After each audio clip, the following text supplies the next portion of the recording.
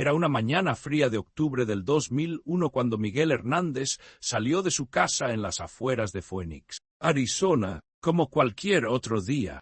Su esposa Carmen le había preparado café y tostada, mientras sus dos hijos pequeños, Sofía de 8 años y Diego de 12, se preparaban para ir a la escuela. «Te veo en la cena, amor», le dijo Carmen mientras le daba un beso de despedida. Miguel sonrió, ajustó su corbata azul marino y tomó su maletín de cuero gastado. «Cuida a los niños», respondió, como siempre lo hacía. Nunca regresó a casa. Papá siempre llegaba a las 6 en punto, recordaría Sofía años más tarde, con lágrimas en los ojos. Ese día esperamos hasta las 10 de la noche. Mamá llamó a todos los hospitales, a la policía, a sus compañeros de trabajo. Nadie sabía dónde estaba. La familia Hernández vivía en una casa modesta de 2 pisos en el suburbio de Tempe, donde Miguel trabajaba como contador en una firma de contabilidad local llamada Peterson & Associates. Era un hombre meticuloso, responsable, que nunca había faltado un día al trabajo en sus 15 años de carrera. Carmen Hernández, una mujer de cabello castaño y ojos verdes, se despertó esa primera mañana pensando que Miguel había trabajado hasta tarde y se había quedado en algún hotel. Llamé a su oficina a las 8 de la mañana, recordaba con voz temblorosa. Su secretaria me dijo que nunca había llegado el día anterior. Ahí supe que algo terrible había pasado. La policía de Tempe abrió una investigación, pero las pistas eran escasas. El auto de Miguel, un Honda Civic azul del 1998, nunca fue encontrado. Su cuenta bancaria no mostraba movimientos extraños, y no había señales de violencia en la casa. Los primeros días fueron un torbellino de entrevistas policiales, búsquedas en el desierto circundante y llamadas desesperadas a familiares lejanos. Los detectives nos preguntaban una y otra vez si Miguel tenía problemas económicos, si tenía una aventura amorosa, si había enemigos, explicaba Carmen. Yo les decía que no, que Miguel era un hombre de familia, que nos amaba.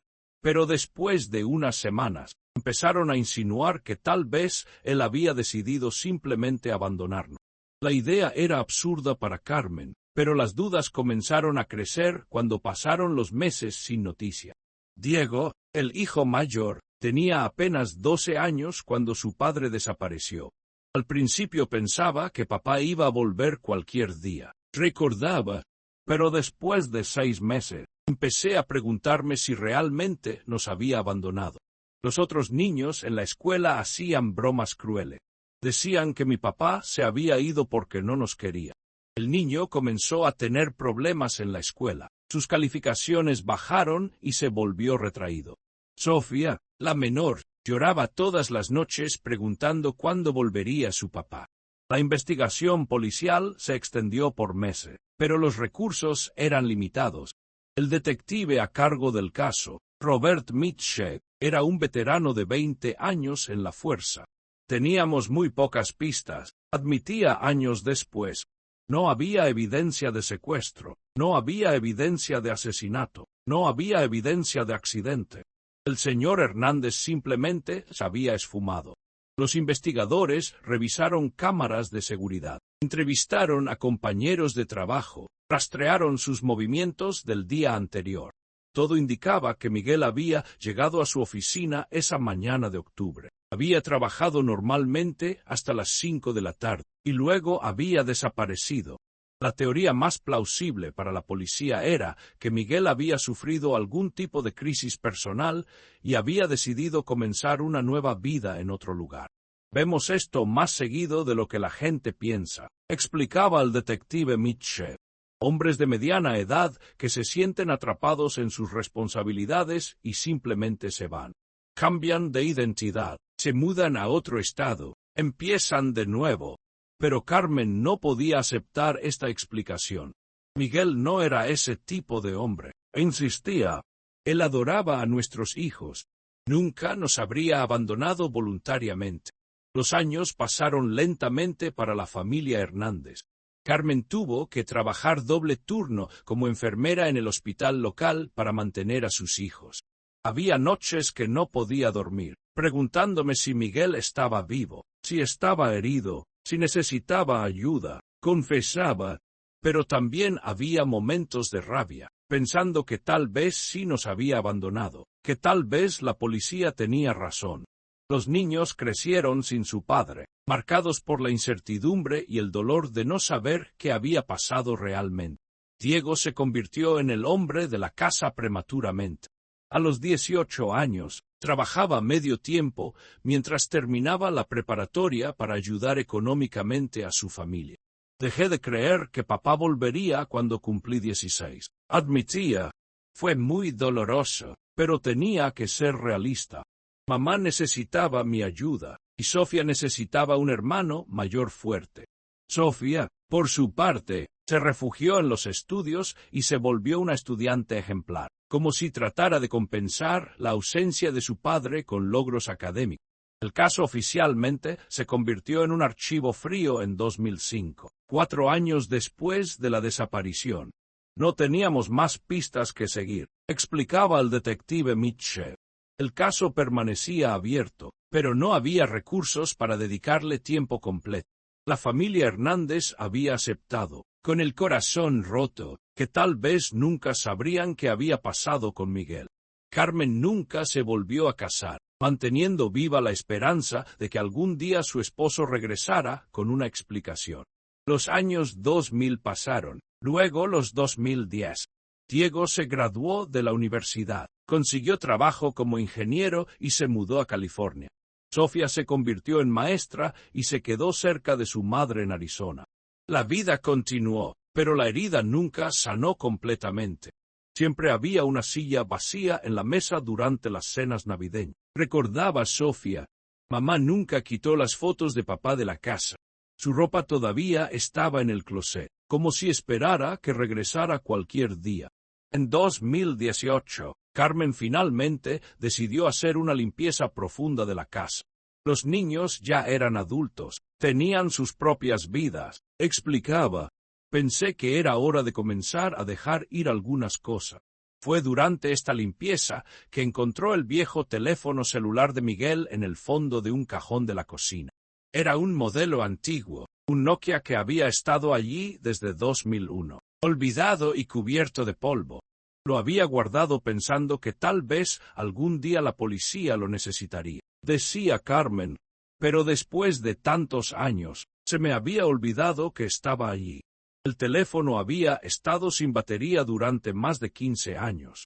Carmen lo conectó por curiosidad, pero no esperaba que funcionara.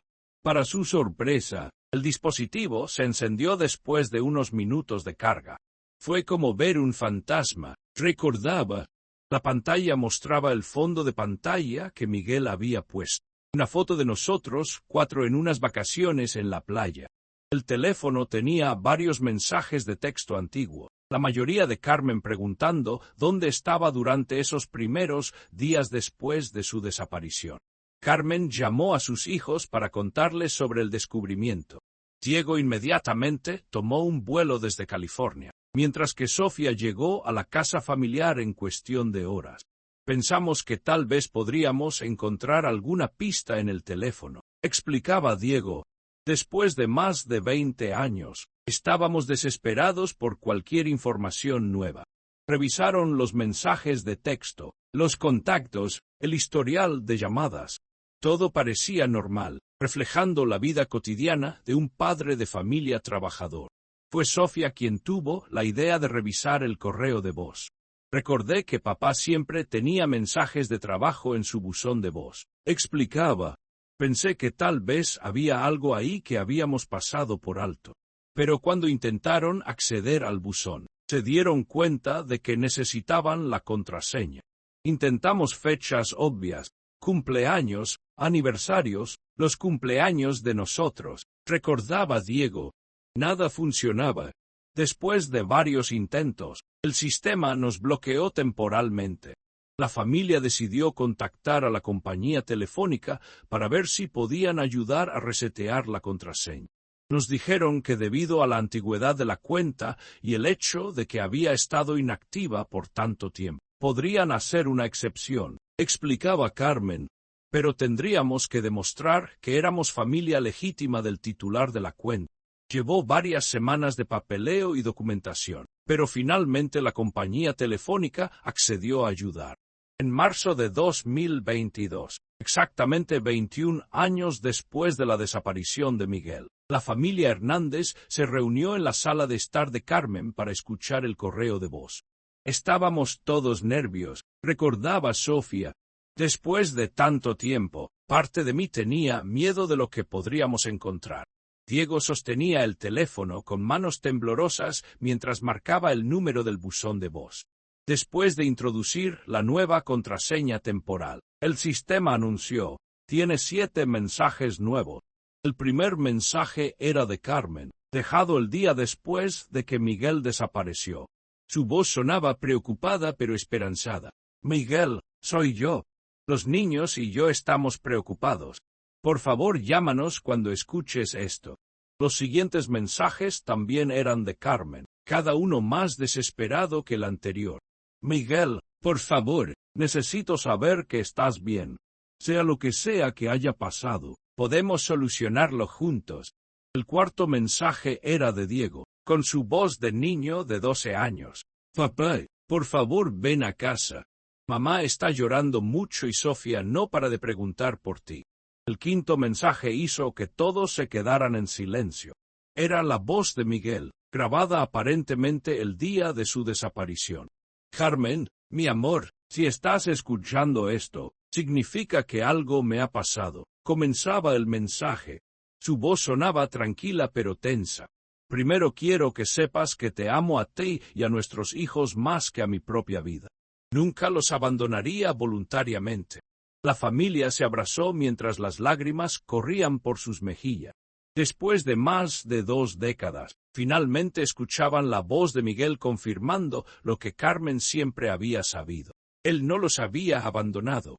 El mensaje continuaba: «He descubierto algo terrible en el trabajo.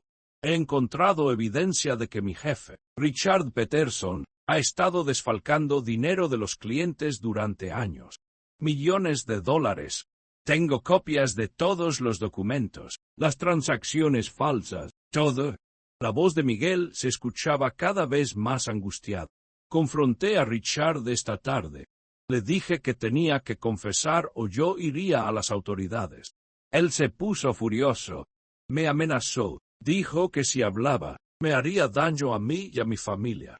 Estoy en mi oficina ahora». Después de horas, continuaba Miguel. «Richard se fue hace 1 hora, pero estoy seguro de que va a hacer algo.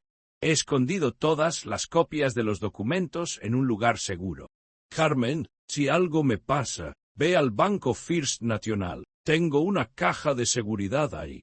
La llave está en mi escritorio en casa, dentro del libro de contabilidad avanzada, página 247. Todo está ahí. Las pruebas, los nombres, las cuentas bancarias. Lleva todo a la policía». El sexto mensaje era más corto pero más urgente. «Amor, creo que escuché ruidos en el pasillo. Alguien está aquí. Voy a salir por la puerta trasera del edificio e intentar llegar a casa. Si no llego, recuerda lo que te dije sobre la caja de seguridad. Amo a nuestros hijos con todo mi corazón. Cuídalos por mí. Y Carmen, mi amor, nunca dudes de que ustedes eran mi mundo entero». El mensaje terminaba abruptamente con el sonido de pasos corriendo y una puerta cerrándose. El séptimo y último mensaje era el más desgarrador. Era la voz de Miguel, pero esta vez susurrando desesperadamente: «Carmen, no sé si este mensaje se va a grabar. Estoy escondido en mi carro en el estacionamiento. Hay 2 hombres que me están siguiendo. Creo que trabajan para Richard. Voy a tratar de llegar a casa por las calles secundarias. Si no lo logro, por favor perdóname. Dile a Sofía y a Diego que su papá los ama más que a las estrellas en el cielo. Nunca los olviden». El mensaje terminaba con el sonido de un motor arrancando y luego silencio. La familia Hernández se quedó en silencio completo después de escuchar el último mensaje. Carmen lloraba sin control, abrazando el teléfono contra su pecho. Siempre supe que él no nos había abandonado. Repetía entre sollozos. Siempre lo supe. Diego tenía los puños cerrados, furioso de que la verdad hubiera permanecido oculta durante tanto tiempo. Ese bastardo de Peterson estuvo en el funeral de papá. Gritaba. Nos consoló. Nos dijo que papá era un buen hombre. Todo este tiempo sabía lo que había pasado. Sofía, ahora maestra de escuela primaria, tomó el control de la situación. Tenemos que ir a la policía inmediatamente, dijo con voz firme. Y tenemos que encontrar esa caja de seguridad. La familia se dirigió primero a la casa donde habían crecido, que Carmen nunca había vendido. El escritorio de Miguel seguía exactamente como lo había dejado 21 años atrás. Encontraron el libro de contabilidad avanzada. En la página 247 había una pequeña llave dorada pegada con cinta adhesiva. El Banco First National había cambiado de nombre y propietarios varias veces durante las 2 décadas, pero los registros de las cajas de seguridad se mantenían en el sistema. Fue un milagro que la caja siguiera ahí, explicaba el gerente del banco. Normalmente, después de tantos años sin pago, el contenido se habría subastado, pero debido a un error administrativo, la caja de Miguel había permanecido intacta. Cuando la abrieron, encontraron exactamente lo que Miguel había descrito. Cientos de páginas de documentos financieros, copias de transacciones fraudulentas y registros detallados de cómo Richard Peterson había estado robando dinero de los clientes de la firma. La familia llevó inmediatamente toda la evidencia a la policía. El detective original, Robert Mitchell, ya estaba retirado, pero su sucesor, la detective Sarah Collins, tomó el caso con gran interés. En mis 15 años como detective, nunca había visto algo así, admitía. Un hombre que había previsto su propia muerte y había dejado evidencia para proteger a su familia y exponer a los culpables. La detective Collins contactó inmediatamente al FBI, ya que el caso ahora involucraba fraude financiero a gran escala y posible asesinato. La investigación se reabrió con recursos completos. Los agentes federales revisaron todos los documentos de la caja de seguridad y comenzaron a rastrear las transacciones financieras de Peterson & Associates desde 2001. Lo que encontramos fue impactante, explicaba el agente especial del FBI, Marcus Thompson. Peterson no solo había estado robando dinero, sino que había estado dirigiendo una operación de lavado de dinero para varios clientes criminales.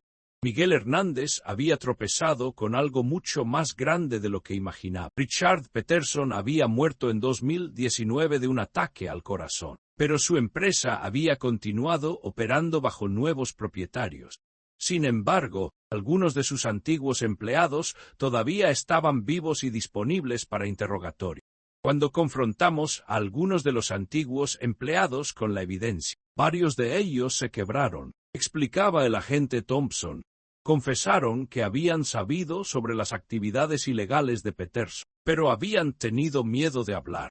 Una secretaria que había trabajado para Peterson & Associates en 2001, Margaret Williams, finalmente confesó lo que había presenciado la noche que Miguel desapareció. Yo estaba trabajando tarde esa noche, explicaba con voz temblorosa. Vi cuando el señor Hernández confrontó al señor Peterson en su oficina. Escuché gritos, pero pensé que era solo una discusión sobre trabajo. Después vi al señor Peterson hacer varias llamadas telefónicas. Escuché que le decía a alguien, «Tenemos un problema. Encárguense de él». Margaret había permanecido en silencio durante más de 20 años debido al miedo. El señor Peterson me dijo al día siguiente que si alguien preguntaba, yo no había estado en la oficina esa noche. Recordaba. Me dio un aumento considerable y me dijo que era mejor para mi salud que me mantuviera callado. Yo tenía 2 hijos pequeños y no podía arriesgar mi trabajo. Su testimonio fue crucial para establecer que Peterson había ordenado activamente la desaparición de Miguel. La investigación también reveló que Peterson había contratado a 2 criminales conocidos, Tony Rixey y Frank Morano, para encargarse de Miguel. Rixey había muerto en prisión en 2010. Pero Morano todavía estaba vivo y cumpliendo una sentencia por otros delitos en una prisión federal. Cuando los agentes lo confrontaron con la evidencia, Morano finalmente confesó. Explicaba el agente Thompson. Dijo que él y Rixey habían seguido a Miguel esa noche. Lo habían forzado a salir de la carretera en el desierto, y lo habían matado. Habían enterrado el cuerpo y el carro en una ubicación remota. Morano llevó a los investigadores al sitio donde había estado enterrado Miguel durante más de 20 años. Fue desgarrador, recordaba la detective Collins. Encontramos los restos del señor Hernández y su Honda Civic exactamente donde Morano dijo que estaría. Había estado a menos de 50 millas de su casa todo este tiempo. El examen forense confirmó que Miguel había muerto de múltiples heridas de bala. También encontraron su billetera, su reloj de bodas y una foto de su familia que siempre llevaba consigo. La noticia de la resolución del caso se extendió rápidamente por los medios locales y nacional. Después de más de 2 décadas, la familia Hernández finalmente tiene respuesta, reportaba el noticiero local. Y todo gracias a unos mensajes de voz que permanecieron ocultos durante 21 años. La historia capturó la atención del público, no solo por el tiempo que había pasado, sino por la previsión de Miguel al dejar evidencia para proteger a su familia. Carmen finalmente pudo planear un funeral apropiado para su esposo. Durante todos estos años, no sabía si llorarlo o seguir esperando. Explicaba, ahora finalmente puedo decir adiós apropiadamente. El funeral se realizó en la misma iglesia donde Miguel y Carmen se habían casado 28 años antes. Cientos de personas asistieron, incluyendo antiguos compañeros de trabajo que habían sospechado durante años que algo malo le había pasado a Miguel. Diego, ahora de 33 años, dio un emotivo discurso en el funeral. Mi padre fue un héroe, dijo, no solo porque intentó hacer lo correcto y exponer la corrupción, sino porque incluso en sus últimos momentos, pensó en nosotros. Nos dejó las respuestas que necesitábamos para encontrar la verdad. Sofía, ahora de 29 años, añadió, papá siempre nos decía que la verdad era lo más importante. Incluso después de su muerte, nos siguió enseñando esa lección. La investigación financiera reveló que Peterson había robado más de $12 millones de sus clientes a lo largo de los años. Los documentos que Miguel había copiado fueron instrumentales para rastrear todo el dinero robado, explicaba el agente del FBI.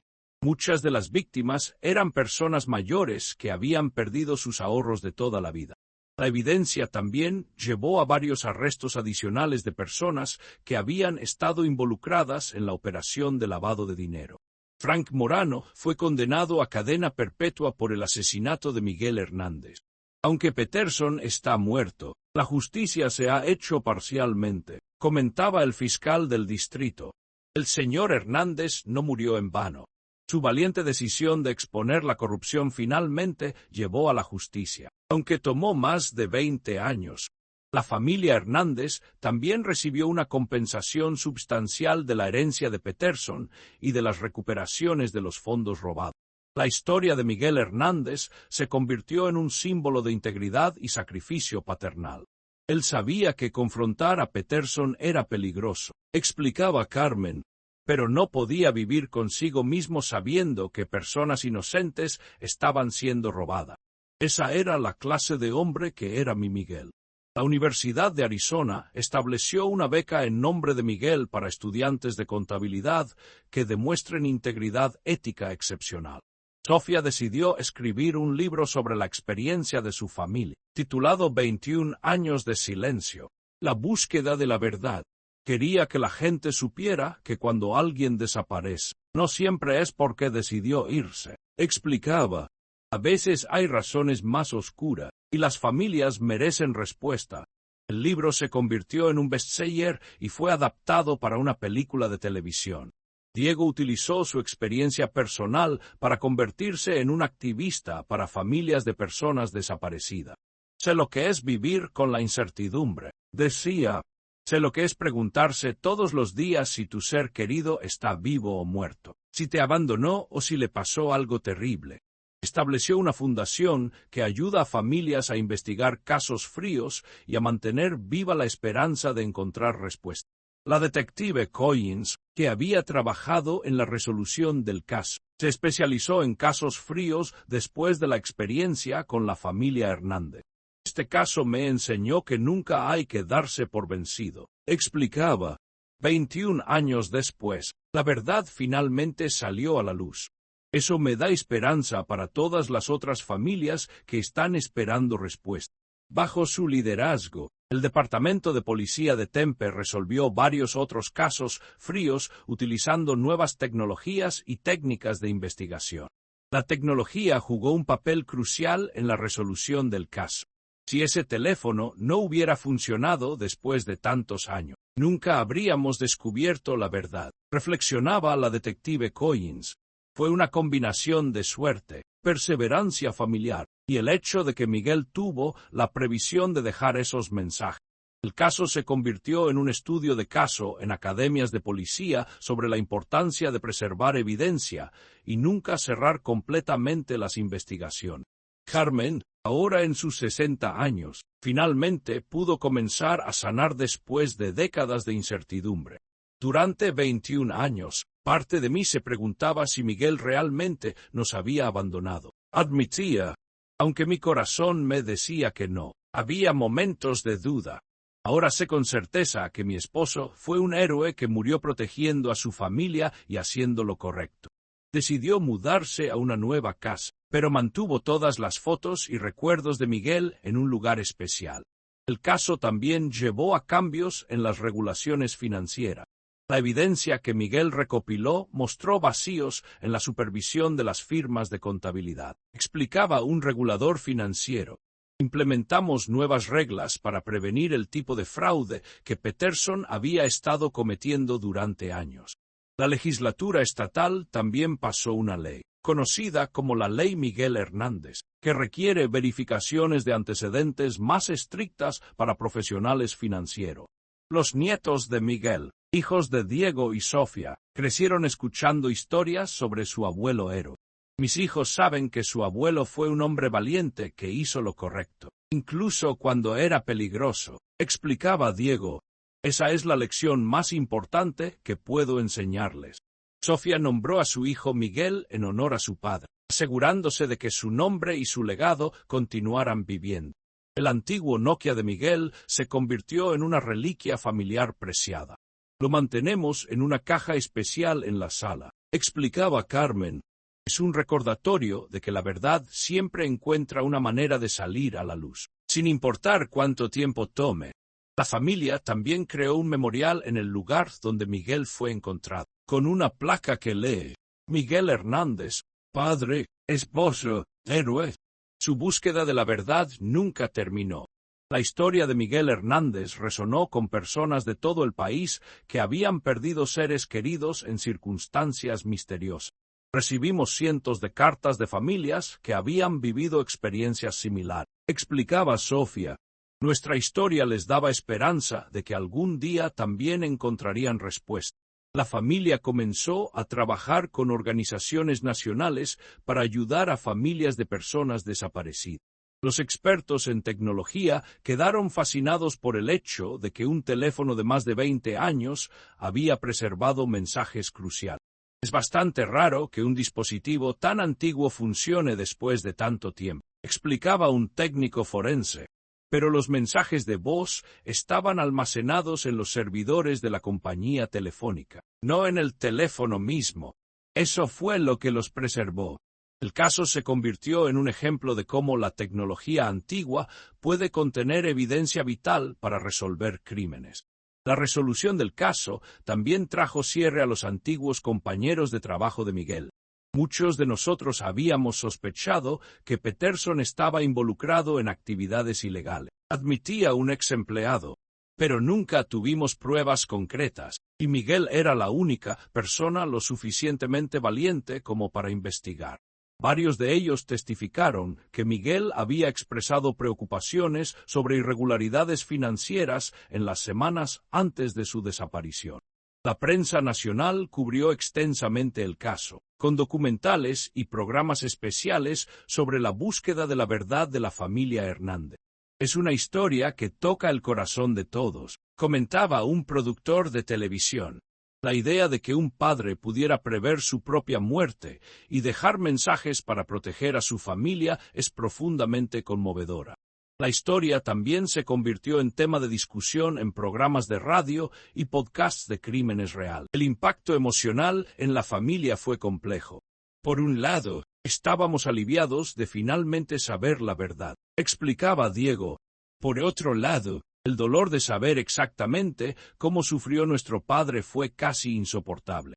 La familia buscó terapia para procesar las emociones complicadas que surgieron después de la resolución del caso. Habíamos pasado más de 20 años construyendo una narrativa sobre lo que podría haber pasado. Añadía Sofía. Ajustarse a la realidad fue un proceso difícil. Carmen decidió escribir cartas a Miguel que nunca pudo enviar durante todos esos años. Le escribo sobre cómo crecieron nuestros hijos, sobre sus graduaciones, sus bodas, sobre los nietos que nunca conoció. Explicaba. Es mi manera de mantener viva nuestra conexión. Las cartas se convirtieron en una forma de terapia para ella, ayudándola a procesar décadas de dolor y pérdida. La comunidad de Tempe también se vio profundamente afectada por la resolución del caso. Miguel había sido un miembro activo de nuestra comunidad, explicaba el alcalde. Entrenaba el equipo de softball de la Liga Juvenil, participaba en eventos escolares, ayudaba en la iglesia. Su pérdida fue sentida por todos.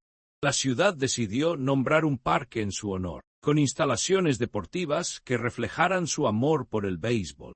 Los investigadores forenses que trabajaron en el caso notaron detalles que mostraban el carácter de Miguel hasta el final. Incluso después de ser atacado, parece que intentó proteger la foto de su familia, explicaba un forense. La encontramos cuidadosamente guardada en su bolsillo interior, protegida del deterioro. Estos pequeños detalles ayudaron a la familia a entender que Miguel había pensado en ellos hasta sus últimos momentos.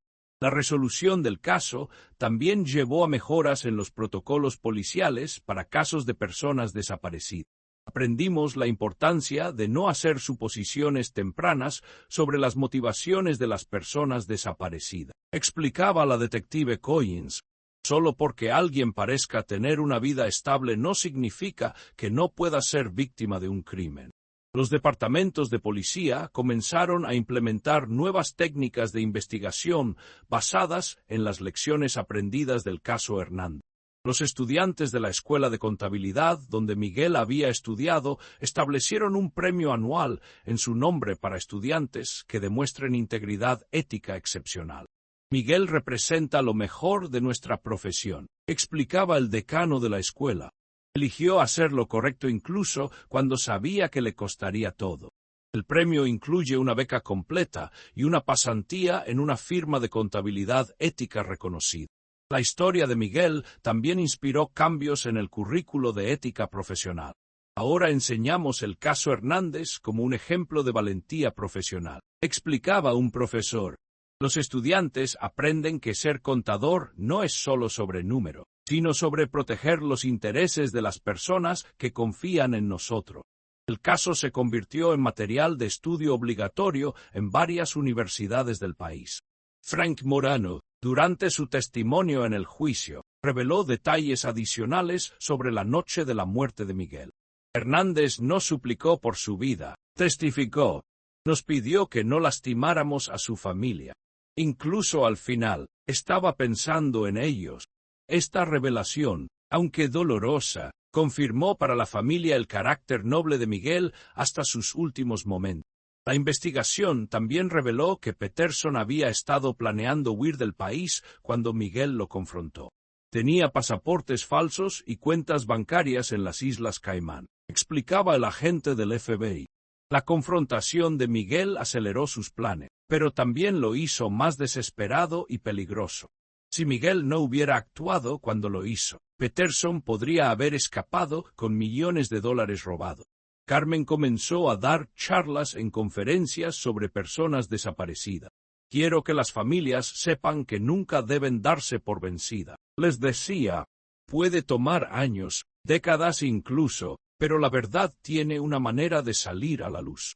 Su historia se convirtió en una fuente de inspiración para otras familias que enfrentaban circunstancias similares. La tecnología forense moderna también jugó un papel en confirmar los detalles del caso. Pudimos extraer ADN de los restos después de más de 20 años, explicaba un técnico forense. También encontramos evidencia balística que coincidía con el arma que Morano había usado. Esta evidencia científica complementó perfectamente el testimonio y los mensajes de voz de Miguel. Diego decidió estudiar Derecho después de la resolución del caso. Quiero asegurarme de que familias como la nuestra tengan mejor representación legal, explicaba. Vi lo difícil que fue navegar el sistema legal, especialmente después de tantos años. Se especializó en casos de personas desaparecidas y víctimas de crímenes, ofreciendo sus servicios pro bono a familias necesitadas. La casa donde Miguel y Carmen habían vivido se convirtió en un lugar de peregrinaje para familias de personas desaparecidas. Gente de todo el país viene a visitarnos, explicaba Carmen. Buscan esperanza, buscan fuerza para continuar su propia búsqueda. La familia decidió mantener las puertas abiertas para cualquiera que necesitara apoyo o consejo. Los mensajes de voz de Miguel fueron preservados como evidencia histórica en los archivos del FBI. Son un testimonio único de un hombre que sabía que iba a morir, pero que siguió luchando por la justicia, comentaba un historiador criminal. Es raro tener una ventana tan íntima a los pensamientos finales de una víctima de asesinato. Los mensajes se convirtieron en material de estudio para psicólogos forenses. La resolución del caso también trajo justicia para las otras víctimas de Peterson. Muchas personas mayores recuperaron parte de sus ahorros robados, explicaba un abogado que representaba a las víctimas. Sin la evidencia que Miguel había recopilado, nunca habríamos podido rastrear todo el dinero. La recuperación de fondos tomó años, pero eventualmente se devolvieron millones de dólares a las víctimas. Sofía comenzó a trabajar con organizaciones que ayudan a niños que han perdido a sus padres en circunstancias traumáticas. Entiendo lo que es crecer con preguntas sin respuesta, explicaba. Estos niños necesitan saber que no están solos, que hay esperanza de sanación. Su trabajo se expandió a nivel nacional, ayudando a cientos de familias afectadas por crímenes violentos. La iglesia donde la familia había adorado durante años organizó un servicio memorial especial en el 21º aniversario de la desaparición de Miguel. Miguel fue un ejemplo de fe en acción, predicó el pastor. Arriesgó todo para proteger a los inocentes, siguiendo el ejemplo de Cristo. El servicio se convirtió en un evento anual que atrae a personas de diferentes denominaciones religiosas. Los investigadores privados que habían trabajado en el caso sin éxito durante los años anteriores quedaron impresionados por la resolución. Habíamos buscado en todas las direcciones equivocadas, admitía uno de ellos. Nunca se nos ocurrió que las respuestas estuvieran literalmente en un cajón de cocina todo el tiempo. El caso se convirtió en un estudio sobre la importancia de examinar toda la evidencia disponible, sin importar cuán insignificante parezca. Carmen finalmente pudo quitarse el anillo de bodas que había usado durante 21 años después de la desaparición de Miguel. No porque ya no lo ame, explicaba, sino porque ahora sé que él está en paz. Lo guardó en una caja especial junto con el teléfono y otros recuerdos preciados de Miguel. Cuando esté lista para reunirme con él, lo volveré a usar, añadía con una sonrisa. La historia de Miguel Hernández fue incluida en libros de texto de criminología como un caso ejemplar de cómo la tecnología y la perseverancia familiar pueden resolver crímenes antiguos. Es un caso que enseña múltiples lecciones, explicaba un profesor universitario, sobre integridad profesional, sobre el amor familiar, sobre la importancia de nunca darse por vencido en la búsqueda de la verdad. Los nietos de Miguel, aunque nunca lo conocieron, se sintieron profundamente conectados con su historia. Mis hijos hablan de su abuelo como si lo hubieran conocido, explicaba Diego. Su sacrificio les ha enseñado valores que ninguna escuela podría enseñar. La familia mantiene viva la memoria de Miguel a través de tradiciones familiares y celebraciones anuales en su honor. El caso también inspiró cambios en la legislación sobre protección de testigos. Miguel podría haber sobrevivido si hubiera tenido acceso a protección adecuada, argumentaba un legislador. Su muerte no debe ser en vano. Se establecieron nuevos protocolos para proteger a empleados que reportan fraude financiero y otras actividades ilegales en sus lugares de trabajo. La tumba de Miguel en el cementerio local se convirtió en un lugar de reflexión para muchas personas. Vienen personas que ni siquiera lo conocieron. Observaba el cuidador del cementerio. Su historia ha tocado a mucha gente. La familia instaló un banco cerca de la tumba donde las personas pueden sentarse y reflexionar sobre la importancia de la integridad y el coraje. 20 años después de la resolución del caso, Carmen, ahora en sus 80 años, reflexiona sobre el impacto duradero de la historia de Miguel. Mi esposo no murió en vano, dice con orgullo. Su sacrificio ha ayudado a cientos de familias, ha cambiado leyes, ha inspirado a una nueva generación de profesionales éticos. La familia continúa recibiendo cartas de personas de todo el mundo que han sido inspiradas por la historia de Miguel.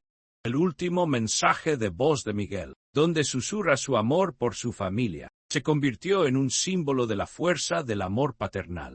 Incluso enfrentando la muerte, su último pensamiento fue para nosotros, reflexiona Sofía. Eso es lo que significa ser un verdadero padre. Las palabras de Miguel continúan resonando en los corazones de su familia, recordándoles que el amor verdadero nunca muere, incluso cuando las personas que amamos ya no están físicamente con nosotros. La historia de Miguel Hernández es un testimonio de que la verdad, sin importar cuánto tiempo permanezca oculta, eventualmente encontrará su camino hacia la luz.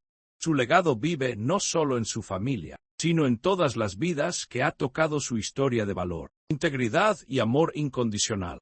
En un mundo donde a menudo parece que las personas malas ganan, la historia de Miguel nos recuerda que la justicia, aunque tardía, eventualmente prevalece, y que el amor de una familia puede superar incluso las circunstancias más oscuras.